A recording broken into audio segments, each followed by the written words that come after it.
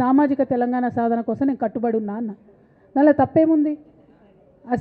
అసలు నాకు జన్మనిచ్చినటువంటి నా తండ్రి, ఈ ప్రాణాన్ని భిక్షగా ఇచ్చినటువంటి నా తండ్రి, ఆయన చిటికెన వేలు పట్టుకొని నేను ఓనమాలు నేర్చుకున్న ఉద్యమాలు ఎట్లా చేయాలని. ఆయన చిటికెల వేలు పట్టుకొని ప్రజలంటే ఏంది, ప్రజా సమస్యలు అంటే ఏంది, ఎందుకోసం దాని మీద గలమెత్తాలని చెప్పి నేను నేర్చుకున్నా.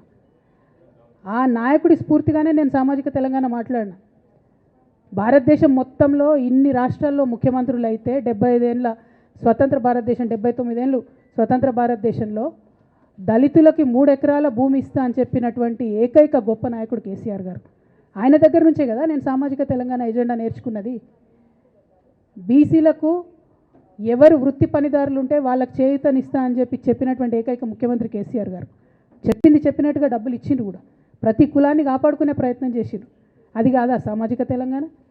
నేను మే 1 నాడు లేబర్ డే రోజు మాట్లాడితే దాన్ని చిల్వలు పలువలు చేసి సామాజిక తెలంగాణ పేరుతోని కవిత పార్టీ పెడుతుందని చెప్పి నేను నిన్న చెప్పిన 2 పేర్లు పని కట్టుకొని నా మీద దుష్ప్రచారం చేసిండ్రు.